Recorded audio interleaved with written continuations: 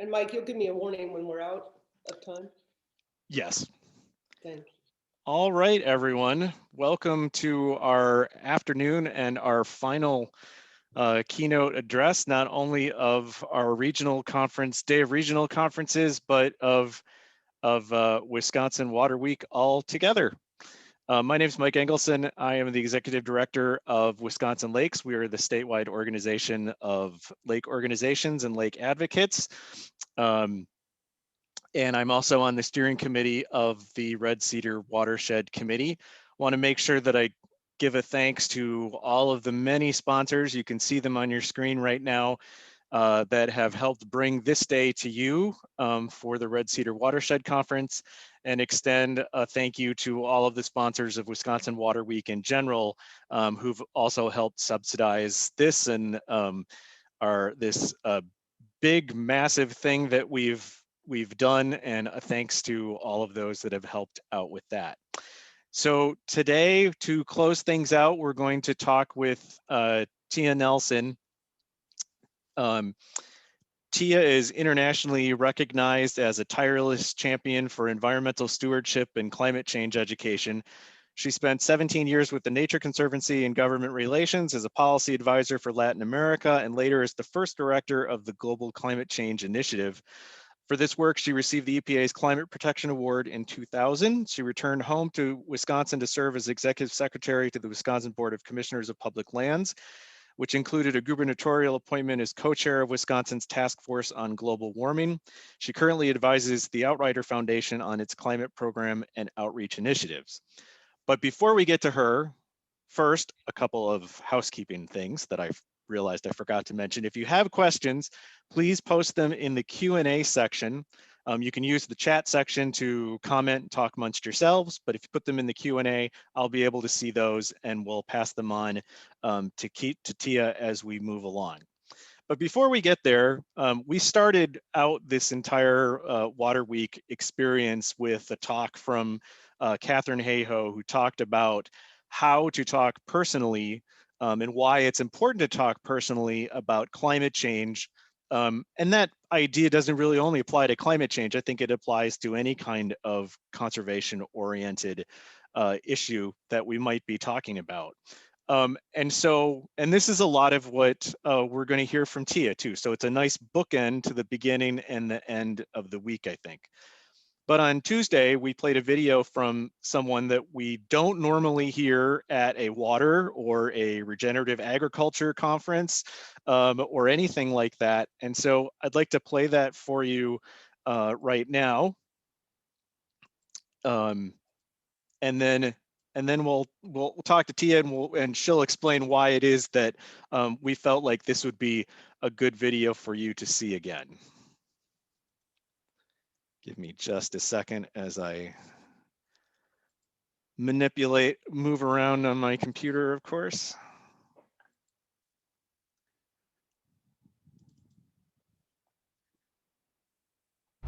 Hey everybody, at Wisconsin Water Week, it's Brent Suter with the Brewers here. I just wanted to welcome you all to the week. Thank you for all the work you're doing. Water is so important to everything here on Earth, and keeping our water clean for ourselves and our kids and our wildlife is absolutely important. And as an athlete, trying to convey to people the importance of the environment is always, sometimes it can be a challenge. So I encourage you guys to always keep your cup full of energy and positivity and optimism for the future, because we can together we can solve these problems and make this world a great place. And really a great starting point is water, keeping it healthy and clean and abundant. So thank you so much for everything you're doing again, and I wish you guys all the best. Have a great week. So that, as the caption said, was Brent Suter of the Milwaukee Brewers. Tia, how did you get connected with Brent Suter? It's I just smile with delight and appreciation for Brent's work. I was working with a sports journalist who had an interest in the environment on another story, and he mentioned to me that Brent Suter, the pitcher for the Milwaukee Brewers, was a big environmental advocate. And he offered to connect us, and Brent and I connected and hit it off. And Brent subsequently agreed to be Outriders sports ambassador on the environment. And the reason I asked you to show it again, because this was the theme in Catherine Hayhoe's message when your conference started, and will be also a theme of my talk, or at least a piece of it.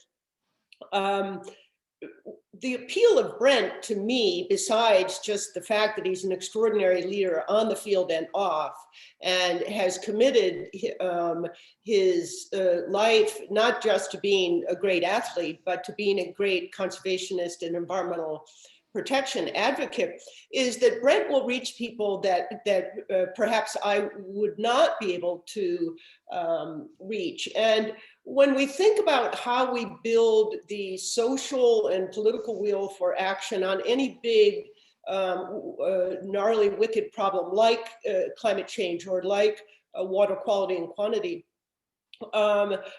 we have to reach beyond the choir and grow the congregation, is a metaphor I often use. And that requires not just the right message about the challenge and the opportunity to address the issues before us, but it often is just as critical that we have the right messenger. And so Brent was interesting to me because I'm not a big, I like sports, okay, but no one's gonna mistake me for a big sports fan. And he's gonna reach people that I wouldn't. So every opportunity I have to work with Brent and have him help amplify our message about the urgency of climate action, water conservation, land conservation, every opportunity I get, I reach out to him and ask for help. And every time I do it, he says yes. So I was delighted that he agreed to make this little video. And it just speaks to the importance of building that broad social understanding that's necessary to create the political will and the social will to act. And we have a lot of big environmental challenges, and with them come great opportunities. And I personally have come to a place in my own work where I think it's really important that we focus on the solutions. We really do know what we need to do. We know how to do it. And so the critical elements, in my opinion, are communicating those opportunities, communicating, and this is what's so interesting to me about the intersection of water and climate and land use. We have the opportunity to address a host of issues that are going to be determinant of our quality of life, the stability of our food systems, our ability to recreate and allow nature to prosper.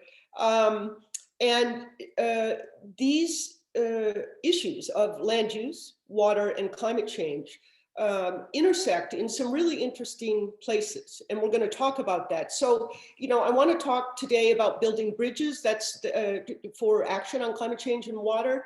That's why I liked Brent's message, and I'll elaborate a little more on that. My talk is going to be in 3 parts. I'm going to show you a film that I produced recently, looking at the history of the environmental movement with an eye towards the future, and how the past can help inform and inspire us going forward. Then I'm going to talk a little bit about this intersectionality of land use, agriculture, water, and climate change. And then what I'd like to do is be sure to save enough time to have some conversation, some informal conversation around that, and answer your questions. So I'd ask you, Mike, to help flag me if I'm eating up that last segment of time where we can get some audience participation. Of course. Yeah.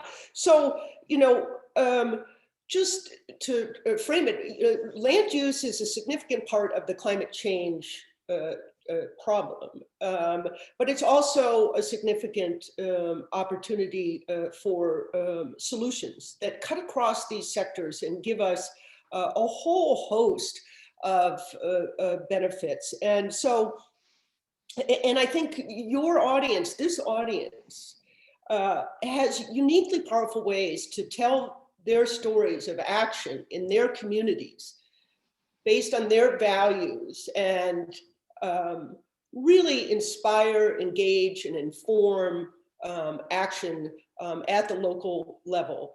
And so I'm really delighted with the conference and hope the attendees feel inspired and empowered and recognize that their voice, like Catherine Hayhoe said at the beginning of your conference, every voice matters, and the participants here really have an opportunity to make a difference by telling their stories. And I'll talk a little bit more about some ideas for how we do that. But with that, I guess, Mike, I'd ask that you cue up the film that I produced at Outrider titled United We Can Solve This. And then I'll talk a little bit about why I made this film the way I did. I think I'll just first let the story tell itself.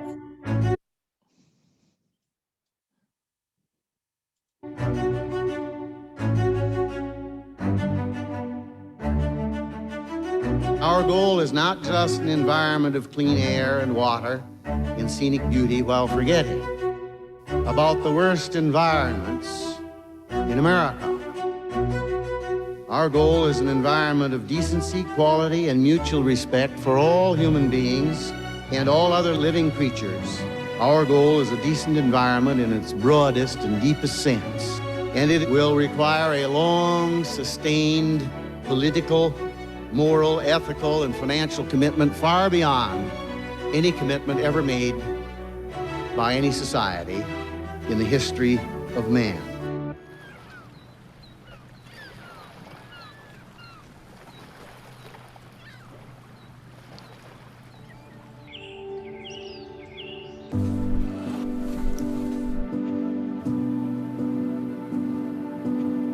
My name is Tia Nelson. I am the daughter of Gaylord Nelson, the founder of Earth Day.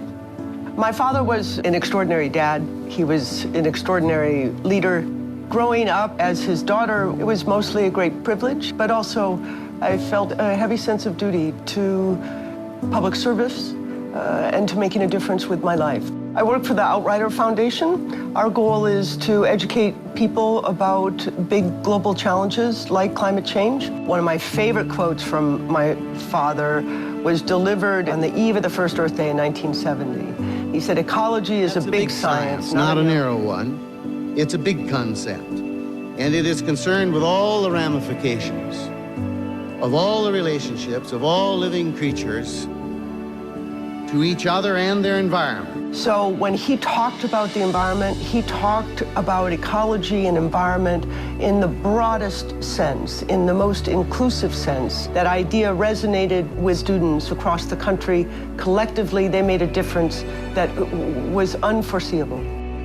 This movement and this fight is about all of us, because what is more fundamental than the air that we breathe, than water, than the soil that we stand on, than the land that we love? Like, what is more fundamental to every single one of us than that? My name is Varshini Prakash. I'm from Boston, Massachusetts, and I am one of the co-founders of Sunrise Movement. We are building a movement of young people all across this nation to stop the climate crisis and create millions of good jobs for our generation in the process. And when I began looking back into what the first Earth Day was like, what it meant, the level of people who got involved, the kind of political action, I think for me, Earth Day now is about getting back to our roots. My father was brilliant at working across the aisle to build consensus. He knew when to compromise, he knew when to stick to his principles. Think of all of the important environmental laws that were passed after that first Earth Day, and they were passed with significant support from both parties.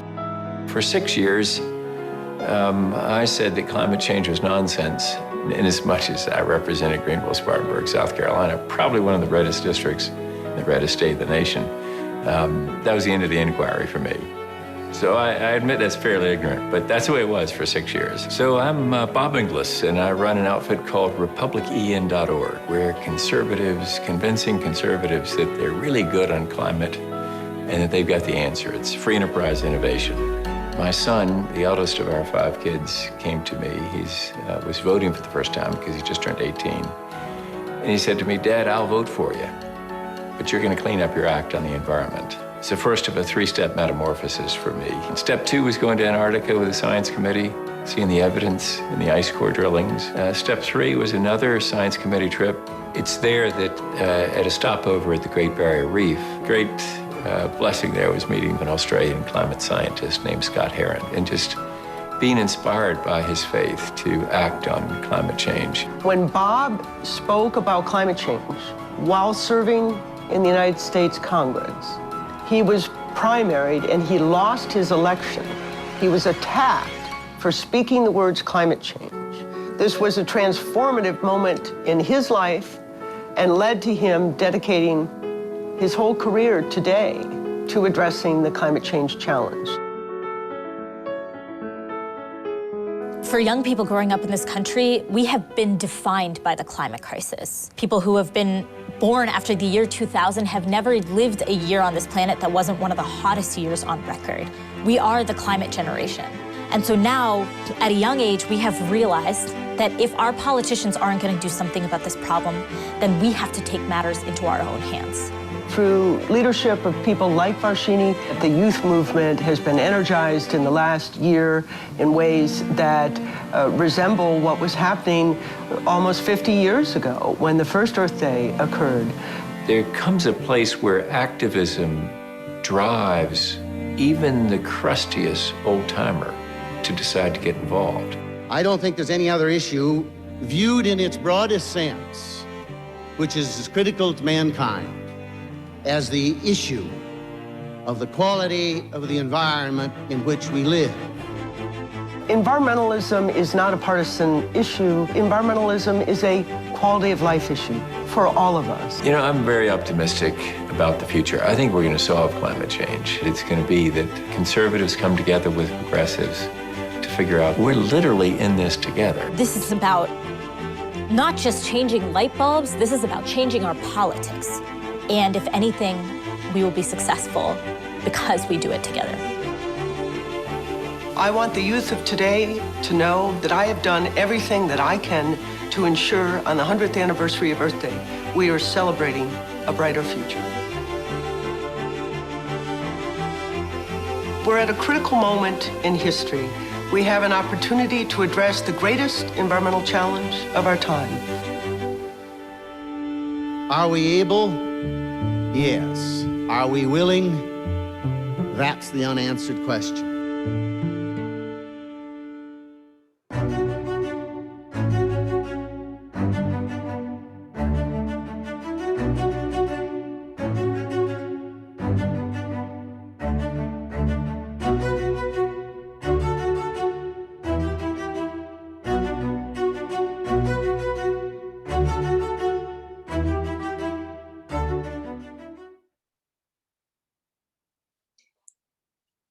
Thanks, Mike. I appreciate that. So I produced that film with Outrider last year in the lead up to the 50th anniversary of Earth Day. And I thought that Varshini Prakash, who's the co-founder of the Sunrise Movement and a climate change youth activist, and Bob Inglis, who as the film, as he spoke in the film, conservative Republican, a man of deep religious faith, former climate skeptic.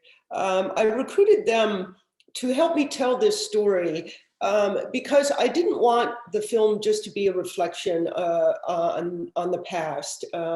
As important as that story is to me personally, as you all might imagine, as the daughter of the founder of Earth Day and someone who's dedicated their life to environmental protections.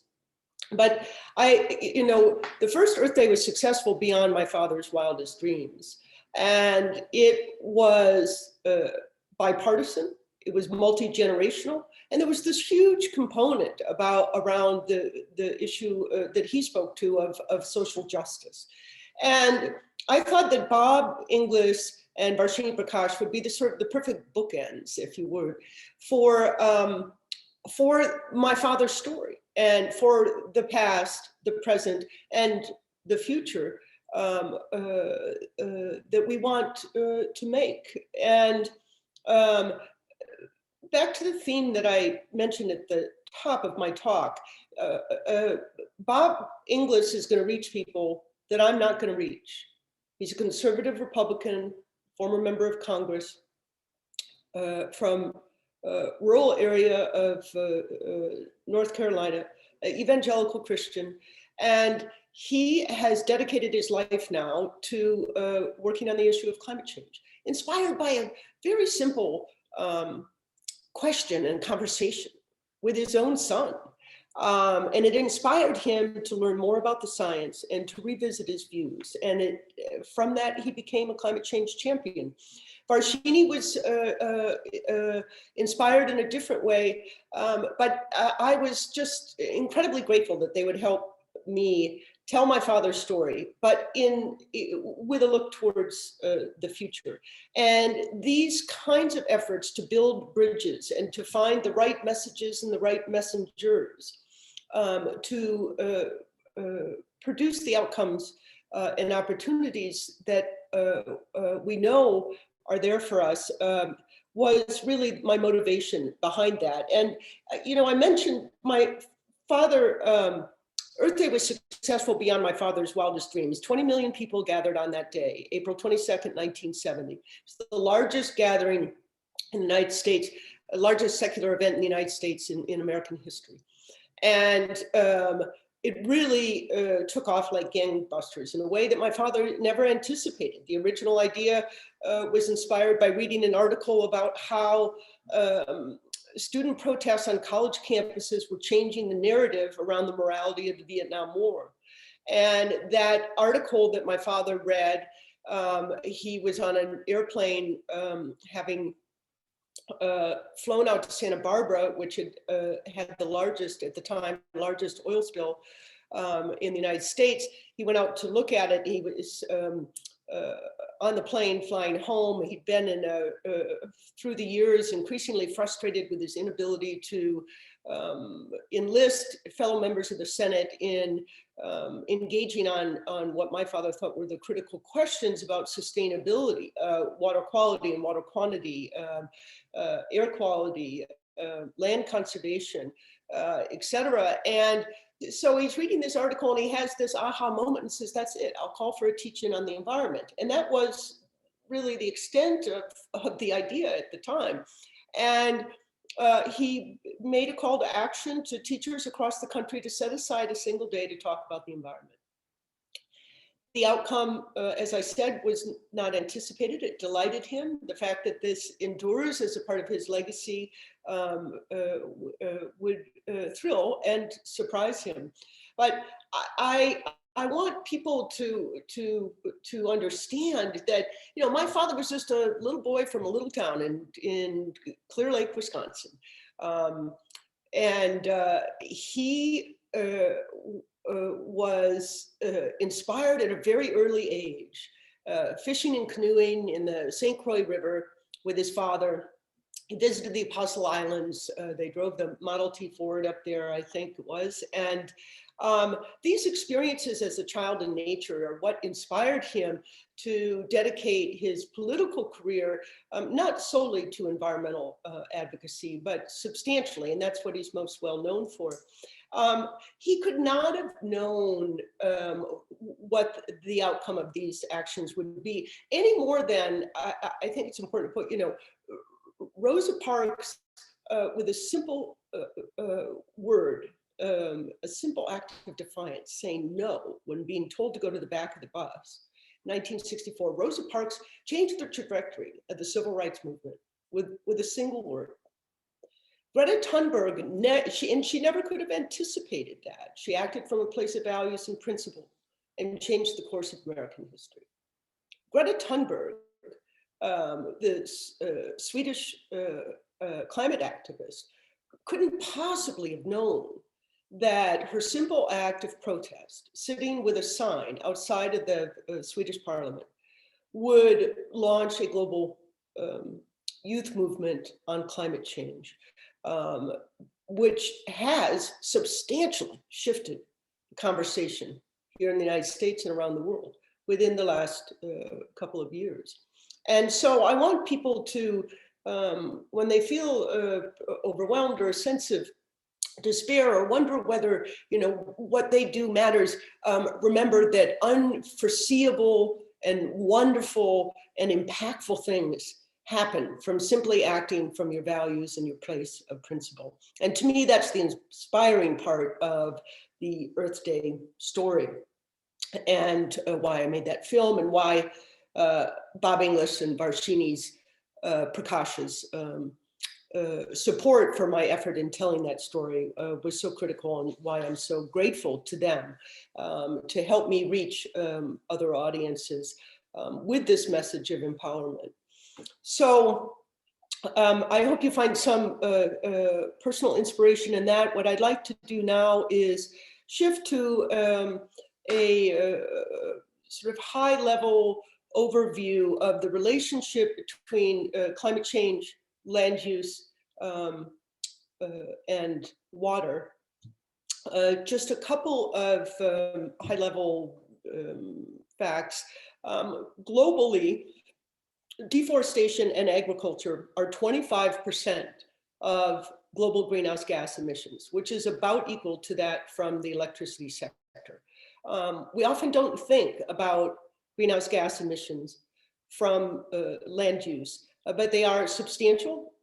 So they're a big part of the problem. They're also just this huge opportunity to be a part of the solution and abate not just future climate threats, but also address issues of soil and water quality. In the United States, agriculture, just solely agriculture, is approximately 10% of greenhouse gas emissions. This is a variety of gases. I won't go into the weeds on that, but it's everything from methane from animals to nitrogen oxide from N2O from fertilizers to CO2 emissions from the destruction of plant matter. You know, and just the basic botany 101, I'm inhaling oxygen and exhaling carbon dioxide, and our plant life is doing the reverse of that through the process of photosynthesis. So when we destroy plants, they emit carbon dioxide, and when we restore and maintain lands, they are removing greenhouse gases from the atmosphere. So again, both part of the problem and part of the solution. Meanwhile, 70% of global water use is for agriculture purposes, primarily irrigation and some other purposes. So this is presents some real big opportunities to us. I like an analogy that John Foley, Dr. John Foley uses from Project Drawdown, which is a great resource for your audience. They've ranked the top 100 climate solutions and costed them out and evaluated them for their impact. And it's a remarkably easy and user-friendly publication. And what I'd like, 26 of the 100 climate solutions are coming from the land use, agriculture, forestry side. And John uses an analogy that I like.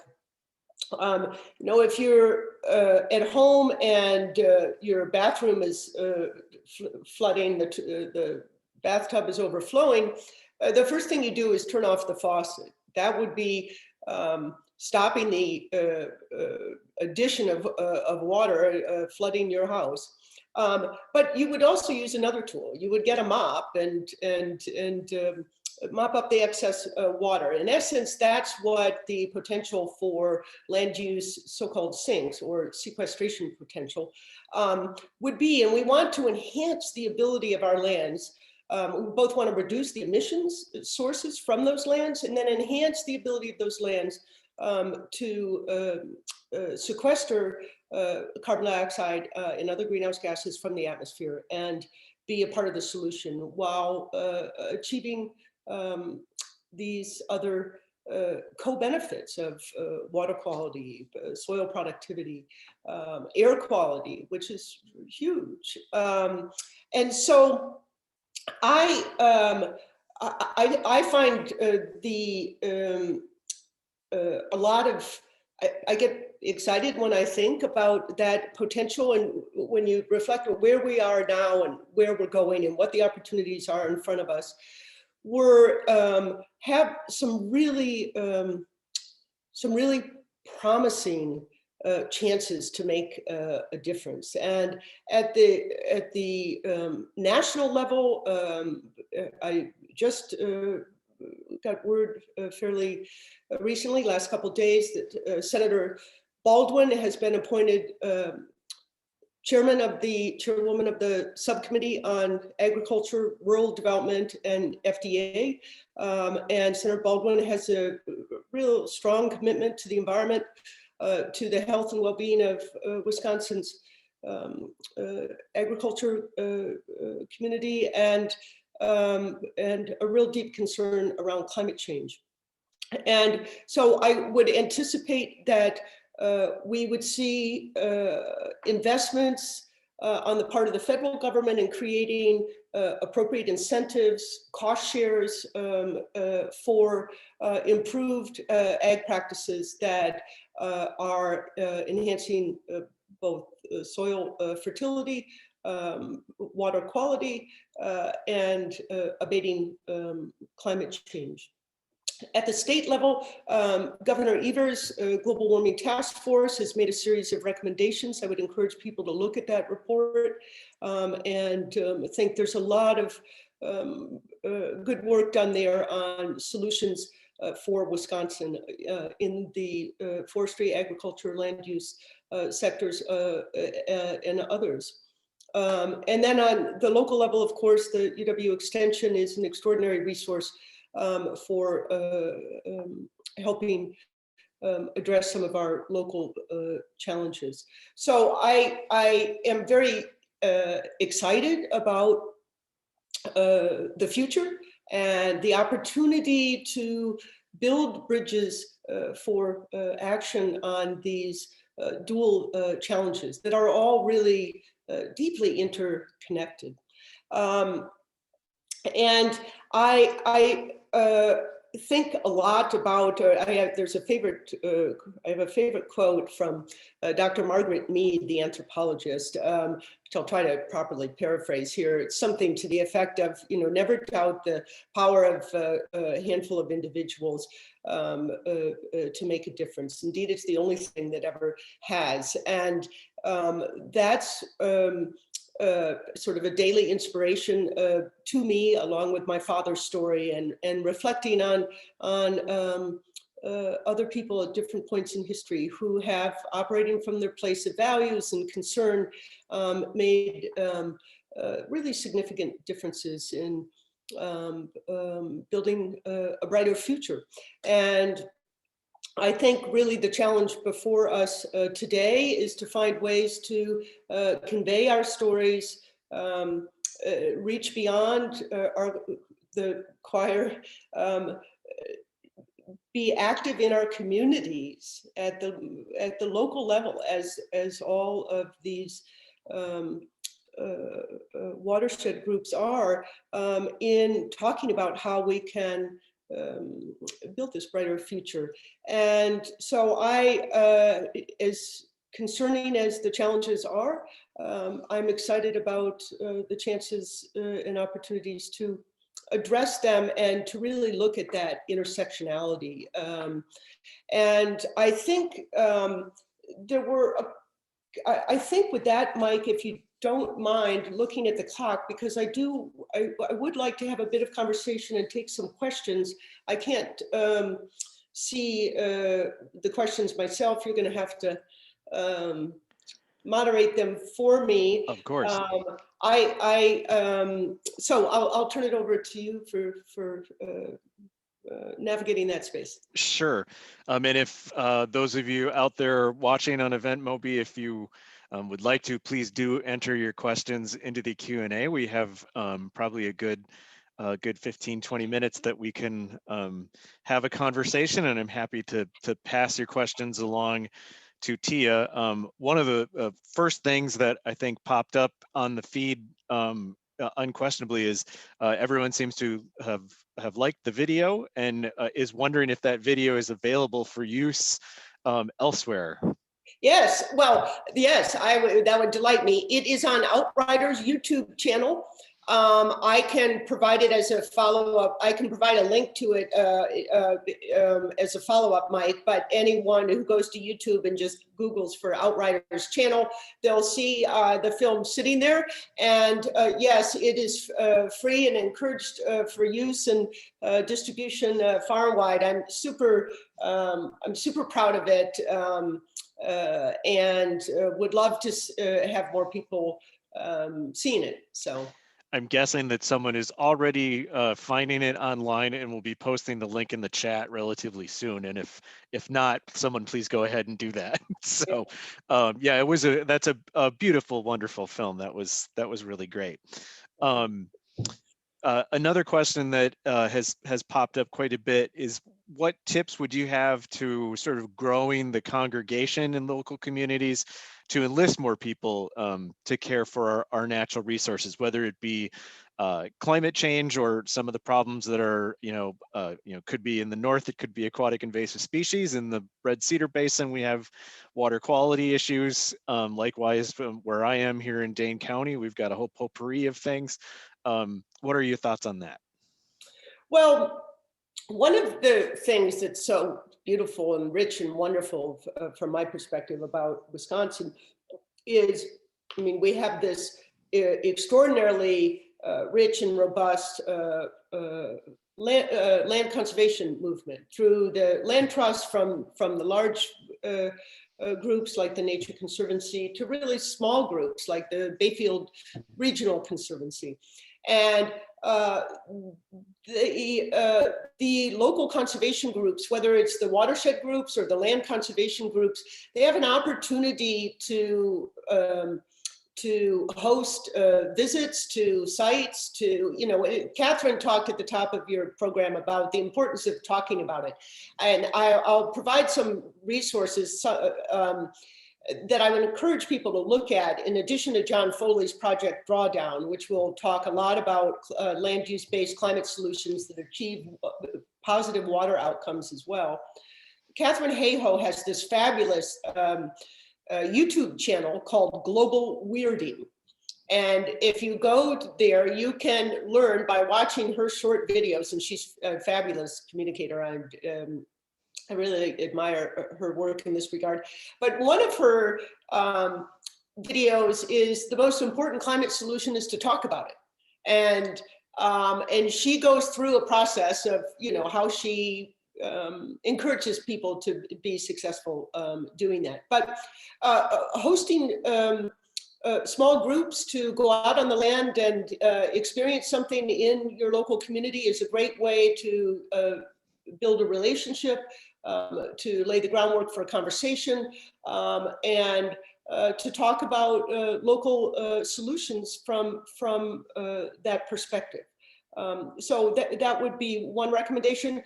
I would encourage, there's on climate change, there's a fabulous group that's bipartisan.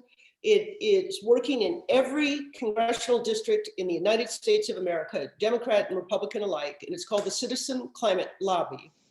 And they train citizens to lobby Congress on climate change. And it's something, for me as a child, I grew up, my father was in the Senate for 18 years, and I would, when he'd let me, I'd beg him to let me go to the Senate and follow him around.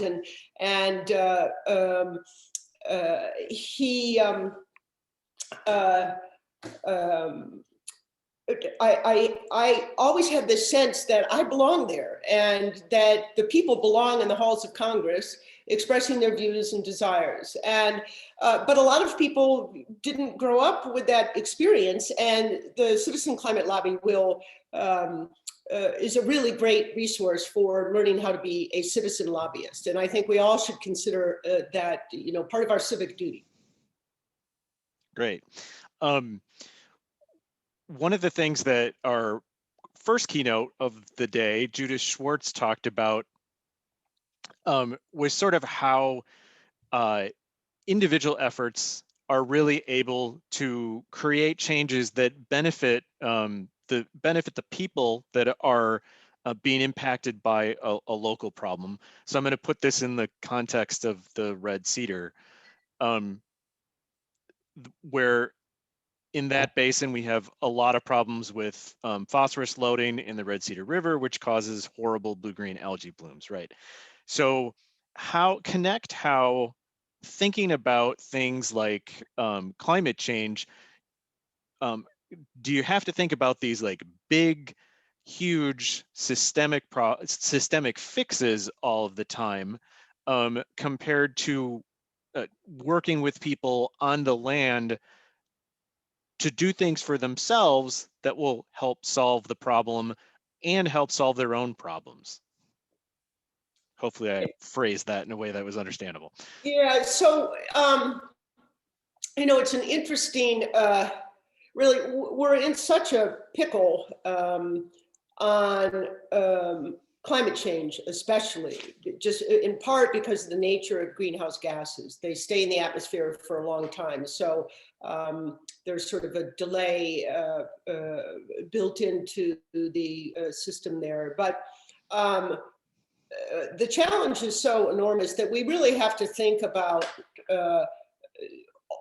deploying all available solutions at the same time. And some of those will be individual action, some of them will be corporate action, some of them will be local, some of them will be national, some of them will be international, some of them will be policy-based, some of them will, be driven by consumer demand. I mean, there's been a big shift in how corporations think about the issue of sustainability, and it's been driven significantly by customer demand for better stewardship of our resources in the process of producing things.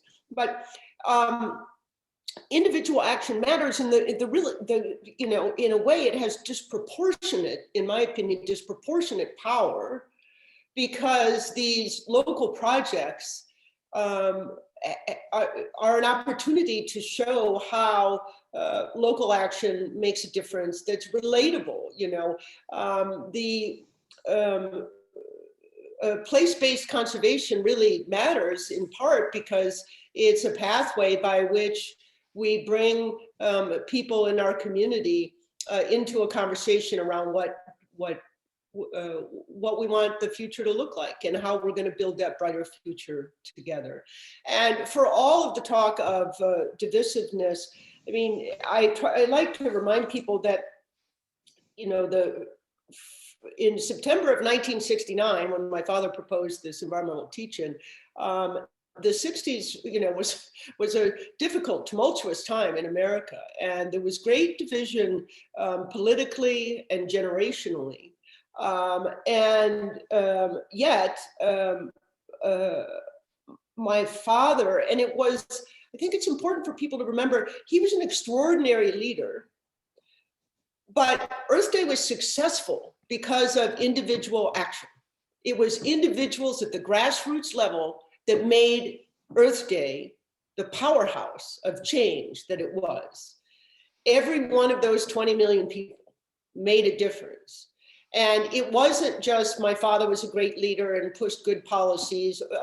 It was the perfect combination of having a leader and a voice at the right time with the right message, and the engagement of individuals across this country.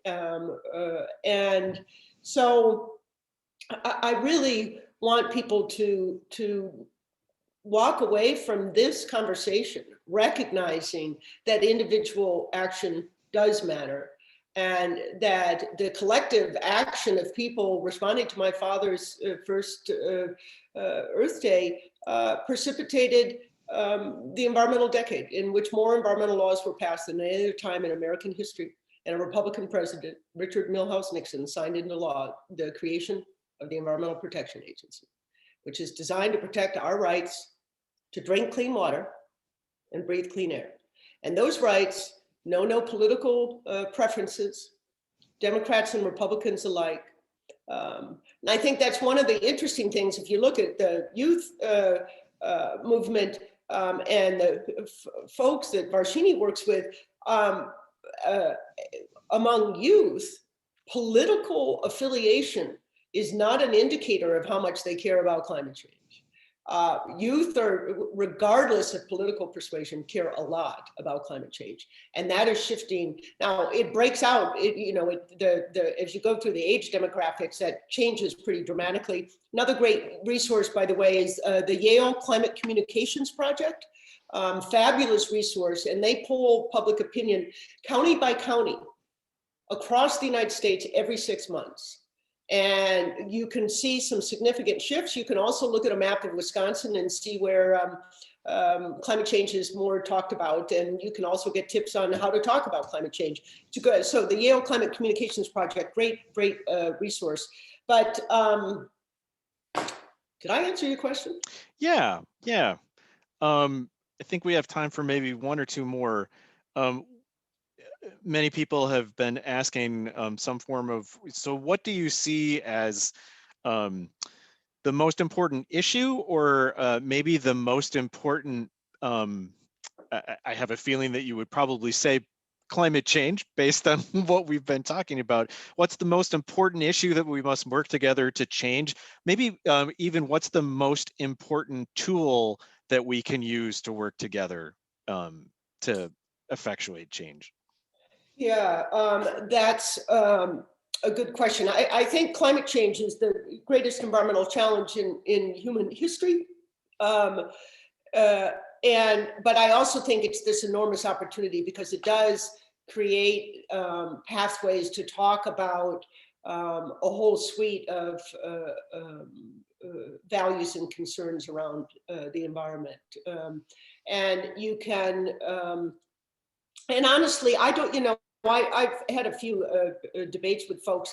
I don't, science is really important driver and consideration in creating policy. But really what I hope that or feel that is an opportunity to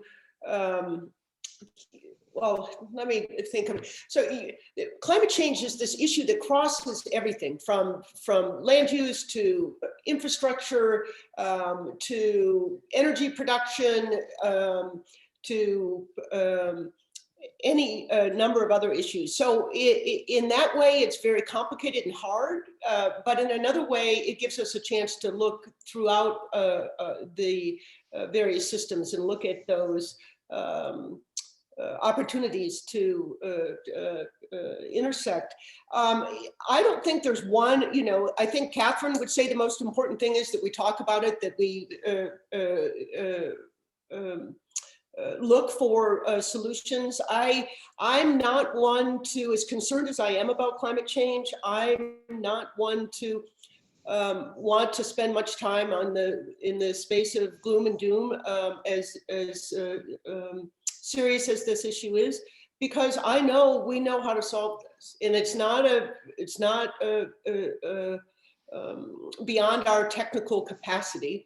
And indeed, the stuff that we want to look at here in this conference, or as land conservationists or water conservationists, heck, there are so many opportunities to be a part of the solution and in addressing climate change. So if it's 25% of the problem globally, and ag is 10% in the United States, and you go and you look through a list of solutions and find a whole bunch of things that one can do that both abates climate change and addresses water quality and air quality.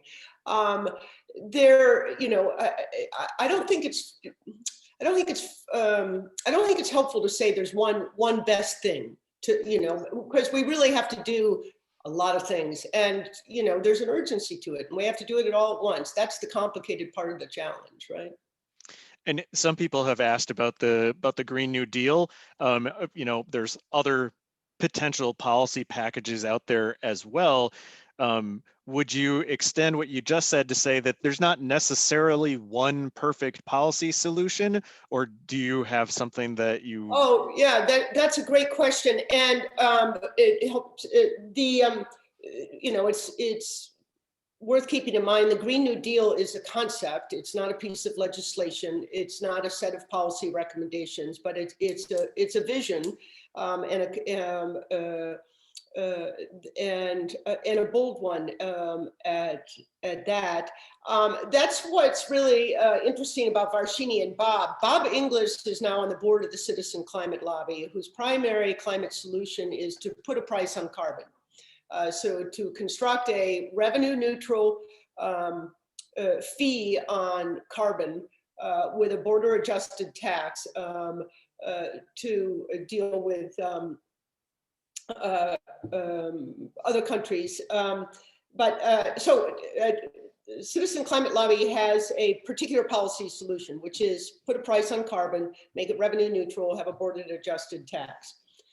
But that would not be a satisfactory response to Varshini Prakash, who helped draft the Green New Deal and served on President Biden's transition team task force to put together President Biden's climate change plan and Build Back Better. And I would encourage people to look at that. That's a bold plan of action that looks at everything from infrastructure to agriculture to grid resiliency and a whole variety of other issues. But that is to say, I convinced Bob English and Varshini Prakash, they both have dedicated their life to climate change. Their solutions are quite different, right? But that didn't matter to me. It didn't matter to me that Bob and Varshini had different solutions. What mattered to me, what was most important to me, was that Bob and Varshini sat down at the table to have this conversation. And that's what we need to do. We have to create the will for action and the political currency that allows us to have an enduring response that meets the level of the challenge and the urgency of the challenge. And the only way we do that is by allowing all kinds of ideas to come to the table and respecting those ideas and having a conversation about which of those ideas are going to work the best and how they're going to benefit every American and future generations. And so I think there's value in all of these ideas. And my goal is to unite people to have the conversation around what that might look like, what a package of solutions at the local, state, national, and international level is going to look like. And I don't, the important thing is that we're sitting down and having that conversation and fashioning those solutions. And so I'm not picking favorites at the moment. Well, I think that's a great message, and I think that's a great way to conclude this session and this conference today. So thank you so much, Tia, for your time and for sharing your thoughts with us on this. We really appreciate it. Well, thank you so much for having me. I'm very grateful to be a part of this conversation, and I just want to express my gratitude to each and every individual who's participating in this conversation. Just by doing that, you're making a difference, and I applaud you for your fabulous efforts this week and for your engagement, and encourage you to keep up the good work and know that it matters and that individual action matters, and that we don't always know the outcome, but if we get up in the morning and recommit ourselves to building that brighter future, we're going to get there. Wonderful thoughts. Thank you, Tia. Thank you. And thanks for everybody for joining us now. We'll be sending you all back to your regional events in just a couple of minutes for your closing comments, but I want to end, if you're part of the Red Cedar Watershed Conference, you can stay right here. You don't have to go anywhere at all. But I did want to just take a few minutes for myself to thank everyone for making today. Hopefully all of the regional conferences went well and everyone had a good and exciting time with those. And thank you everyone who has been here. I know some of you have been here since Monday, sitting in front of your computer. And I hope that we've done as good of a job as we could to bring you some inspiring content. And I've seen a lot of comments in the chats through the sessions today and over the week of people connecting, and that's so much of what this is about, and I think that's very important. I want to take another moment to thank our major sponsor, the Department of Natural Resources, who has helped put much of this on this week. My own board of directors for Wisconsin Lakes for affording me the opportunity to be on the Red Cedar planning team, as well as work with the Lakes and Rivers Convention and the Wisconsin Lakes and Rivers Partnership. Certainly to the staff of Extension Lakes program, it's UW Stevens Point, Eric, Sarah, Amy, Aaron, Paul, Patrick, Maud. If you haven't connected with them, you have connected with them and don't even really realize it, because so much of the technical aspects of this whole event could not have happened. And it actually is shout out to the folks at EventMobi too, because they have put together a platform that has really helped us be able to do this in a very exciting way.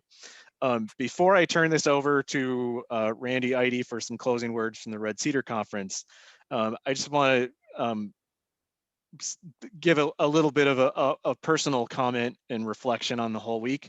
You know, 1 year ago, I think probably right about to this time, I was getting ready to go out for dinner with some of my pals on the Red Cedar team at a supper club north of Menominee.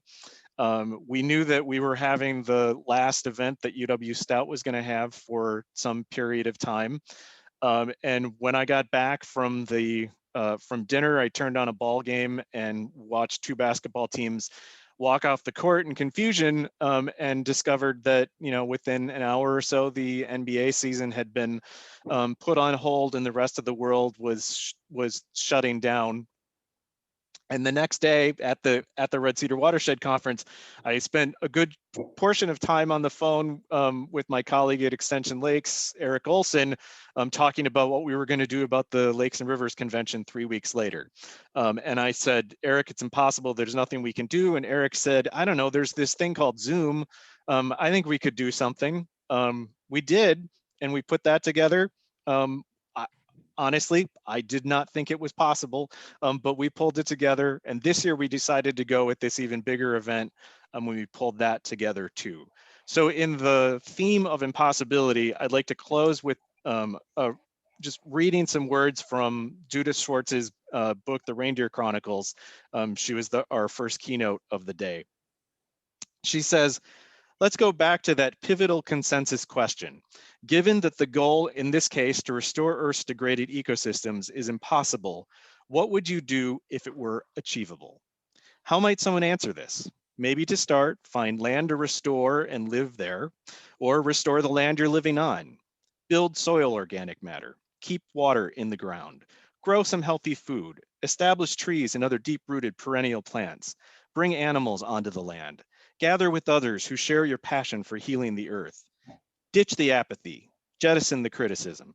Make music and art, dance, create new things and refurbish old things in beautiful ways. Keep learning how to do things better and keep records of progress. Expect unforeseen challenges and find ways to laugh at them. Be resourceful and open to offers of help. Celebrate small victories. Spread the word. And the global task of ecosystem restoration will begin in earnest.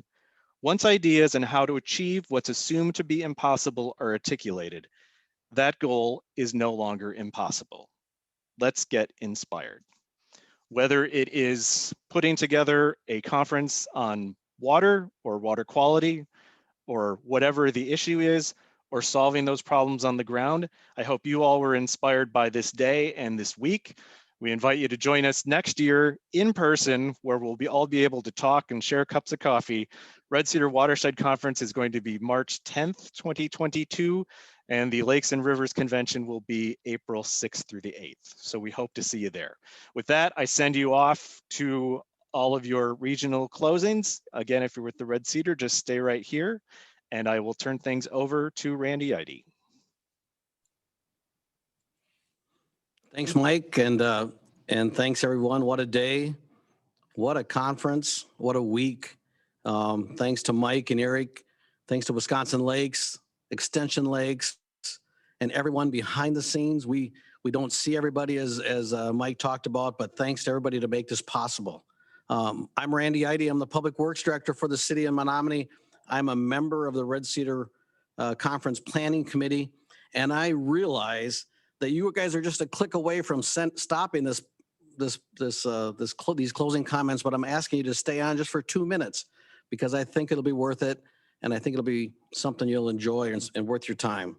On behalf of our conference committee, on behalf of our co-chairs, Dick Lamer, Rod Olson, Kathy Usborne, we want to thank you for being part of this day. We hope you enjoyed it. I want to thank all the sponsors. You should see them down below on the screen below me. Without our sponsors, we can't put the conference together. Land, water, and people coming together. Land, water, and people coming together. That's our theme. That's our rhythm. We brought you in 3 national speakers and 6 local breakout sessions. 3 national speakers. We started with Judith Schwartz. She talked about repairing our earth. Conservation stories from around the world. Saudi Arabia, China, Africa, Norway. And it was just an amazing story. At midday, Adam Reimer came in and talked about regenerative agriculture. He talked about the global history of farming, how we got to where we are today in agriculture. And then followed up by what you just heard from Tia Nelson, the urgency to act, to do something on climate change, on climate action. Her Outrider Foundation, and she talked about how she's blazing a path that her father started, Gaylord Nelson from Wisconsin. Amazing stories. 3 national speakers were giving you the broad perspective, and then we mix it in with 6 local presentations. Things from farming success stories to a 3-year look study at the Red Cedar watershed, the natural history of our watershed. We looked at food consumption in this area. What are we doing in food consumption? And we talked about a number of other things, farming practices. I saw a great video on just proper practices in farming and regenerative agriculture. And then middle school students talking about what they've done here in the city of Menominee. And if I can just pause a minute and talk a little bit about that one. At the end of the middle school presentation, Mr. Paul Verdon, the instructor, invited 2 former students to come up on the Zoom. And if you saw it, I think you should remember this moment. Elizabeth and Grace.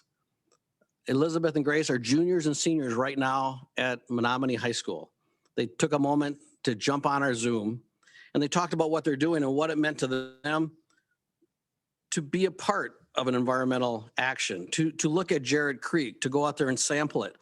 And then Mr. Verdon said, could you tell us what it meant for you to go to the conference, the Red Cedar Watershed Conference? And Elizabeth said, and Grace did in so many words also, she said that was a highlight of her education to this point. And both of them are going to go into environmental sciences in the future, an environmental science study in the future. And Elizabeth said it inspired her so much at the conference. She's seen when she saw adults working together to fix the environment. When she saw adults working together to fix the environment. And what spoke so loudly to me there is what she didn't say. She didn't see us in stovepipes. She didn't see us as farmers, producers, city residents, lake landowners. She saw us as adults working together. Land, water, and people coming together. Land, water, and people coming together. We look so forward to next year so we can get together. March 10th, 2022. We look forward to bringing you all together back to UW Stout here in the city of Menominee to talk about these same issues, to bring in more speakers, more stories here in our watershed, so we can talk to you, so we can debate, so we can learn from each other. We've been doing this for 10 years. This is our 10th anniversary. We never imagined this would be done virtually, but it was because it's so important. We shouldn't stop. But we're looking forward to coming together again, March 10th, 2022, to talk about these same things. And who knows, maybe there will be a junior high student watching us just talking about the environment. And we'll inspire maybe the next Judith Schwartz, maybe the next Tia Nelson, maybe the next Paul Verdon, maybe the next farmer, agricultural producer from just that moment. So I know you're by your computers. I know you have your phones next to you. Please put that date on your calendar, March 10th, 2022. Again, on behalf of our co-chairs, Rod Olson, Dick Lamer, Kathy Usborn, thank you for all you do. Thank you for the time. And we look forward to seeing you next year. Thank you and God bless.